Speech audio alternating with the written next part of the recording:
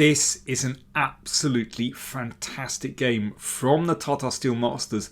Arjun Erigaisi against Richard Rapport. Honestly, this is just brilliant. So I'm going back and looking at some of those games from the Tata Steel tournament that I didn't have time to look at during the event. And this features Richard Rapport playing black, one of the most creative players on the scene. And this game really exemplifies that. So Nimzo Indian. E3 from Erigaisi. Now this is perhaps the most conventional way to play with white. Very classical, the Rubinstein system. Bishop d3, knight f3, and so on. But Richie goes for b6 instead of the more usual, let's say, castles and then d5 and so on. So b6 is very much in the spirit of the Nimzo Indian. It's all about the light squares. Could be that this bishop is going to come out to attack this pawn. It might also go to the long diagonal. Depends how white plays. I used to play this, actually, in my heyday. If I had a heyday, I don't know. But more importantly, it was played a lot in the 1950s. There were a couple of games in the between Botvinnik and Smyslov in their World Championship matches. And those games went bishop a6. And this always was thought to be the main line, attacking this pawn.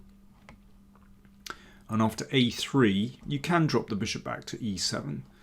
But this is more reliable. And then d5, try and exchange these light squared bishops. White is perhaps a little bit better after b3, but well, black can get decent play as well. Anyway, instead of the more usual bishop a6, Rapport goes knight e4. I was never particularly keen on this one because it just felt like, you know, black is moving this knight and it's going to have to exchange itself off fairly quickly. Bishop b7 holds the knight in the middle, and now just a3. And Rapport, well, basically agrees to exchange all these minor pieces. So, to me, that was always a bit of a disappointment. So I never used to play like this with black. But Richie shows that there is a lot to this position. Here the most popular move has always been castle kingside. But Rapport goes for d6. And this is a more canny way to play for black. You keep options open for your king. It might go to the queen side. Still might go to the king side. We don't know. But in playing d6, it prepares to bring this knight into the game. So we've got an interesting contest. Two bishops against bishop and knight. At the moment, these bishops aren't doing very much, but you never know. b3. And now queen h4. And the game is starting to look very hyper-modern. White has claimed the centre with this nice pawn chain. But black is looking to control the long diagonal and control this e4 square from the side, basically, without occupying the centre with pawns. Bishop b2. Okay, bishop on the long diagonal.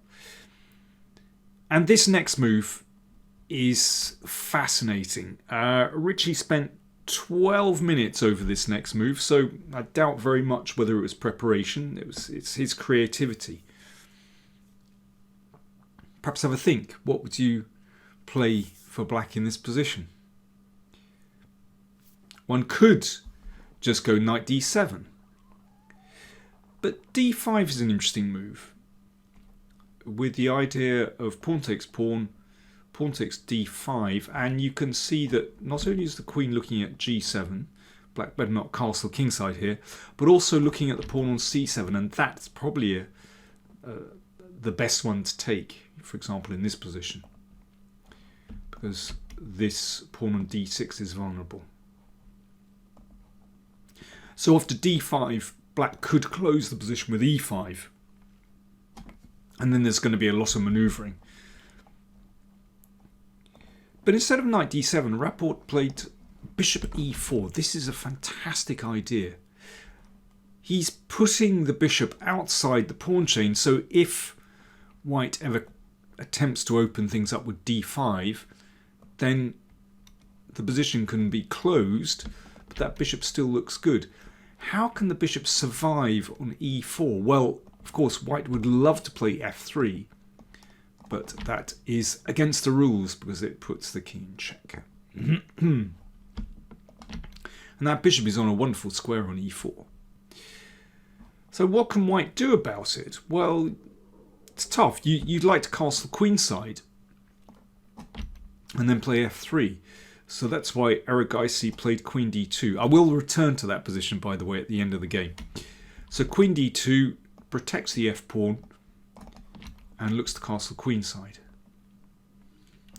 Okay, well that could be very effective if it means that the bishop is just being driven away. Okay, so what does black do now? g5.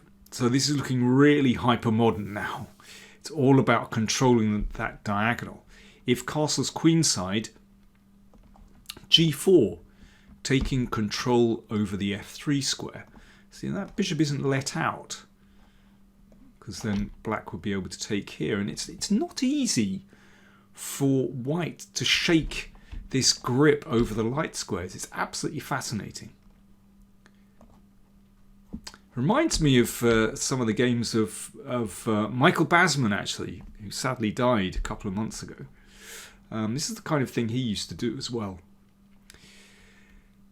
h3 played after a long think by Erigaisi.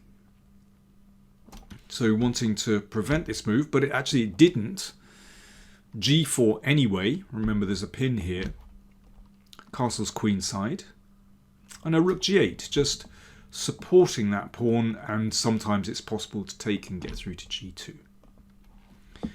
But white is starting to get into a bit of a tangle here because it's still not clear how he's going to free himself. This bishop can't move. Can't go f3. And look at the king, by the way. It's not very secure on c1. It really needs to be the other side, perhaps on a1. Queen e2. So white is hoping to be able to play f3. So queen h5.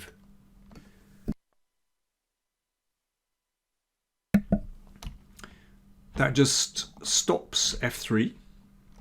So there's 3 pieces lined up. And rook g1 played. So white is stepping out of this pin, protecting g2, but it looks very cumbersome actually. Knight d7. In fact, pawn takes pawn is not a threat because black plays queen h2 and the rook is trapped. So it's these kind of strange tactics that make, well, and the whole strategy that make this game very, very unusual.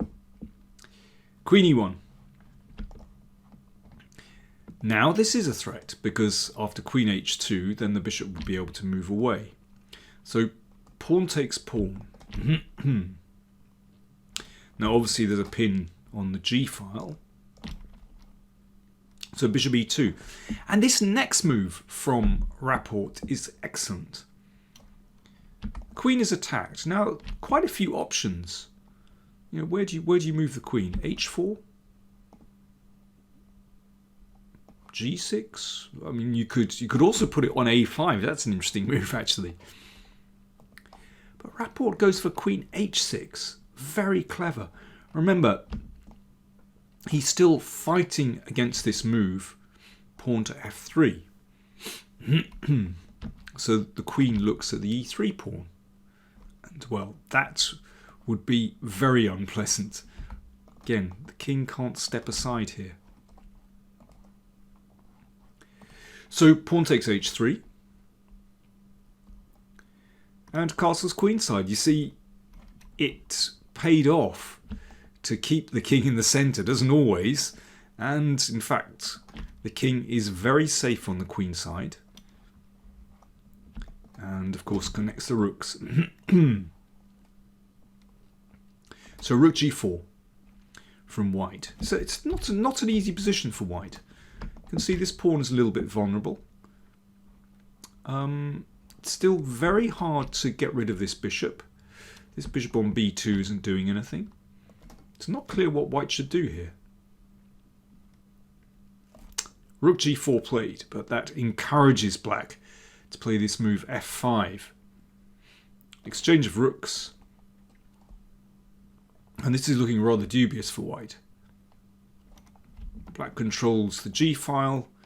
The h-pawn is vulnerable, and, well, there's even more going on, actually. h4. I think white is hoping that this is going to be taken, and then some kind of ending will arise where maybe it's not that bad for white, but Rapport wants more. Rook g2, really active. And that very much discourages f3 again, although, well, I mean, this is just winning. Queen e3 check.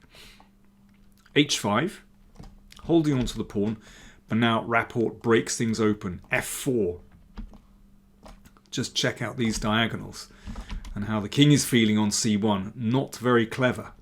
So if pawn takes, check, here, f2 drops. I mean, this looks absolutely dreadful for white. So after f4, f3 played. And this is just losing. Queen takes h5. There's a pin here. Bishop f1. It's interesting how white is just done on the diagonals, whether it's crossing this way, that way, here. I mean, it's a really unusual game. And after bishop f1, well, rook c2 is an obvious winning move here. Erigaisi resigned. If king b1, of course, you could take the queen, but this is even better. Threatening to take here. And if this, rook takes and mate follows shortly. By the way, in this position, e takes f4. I mean, this is losing as well. Black is just breaking through. Look at this. I mean, what a triumph for black's strategy. King is in terrible trouble. I want to go back to the position after black played bishop e4. Fascinating moment in the game. If you look at this position with a computer, then can you imagine what is suggested for white here? So in the game, Erigaisi played queen d2. But king e2 is the computer suggestion. Absolutely mad. Stepping away from this pin and looking to play f3. So it's not a very human move. And the computer thinks that white is slightly better here. However, I think for a human to play like this is extremely difficult because, well, the computer might be able to play a string of 10 accurate moves to get a slight advantage. But here, what is white doing? Should the king step this way? Or should it try to go back to the king side? It's very difficult to know, very difficult position to judge. And I feel that in practical play, black certainly has very decent chances in this position. Anyway, I thought I'd point that out. It is a remarkable move, king e2. But wow, Rapport just played brilliantly to crush Arjun Erigaisi in 25 moves like that, and in such style is extraordinary. I felt that Arjun never really found his feet in this position. Okay, I'm going to be showing you more games from the Tata Steel Masters over the next week or so. There is so much to catch up on, and I do hope you enjoyed the coverage on the channel. Thanks for watching.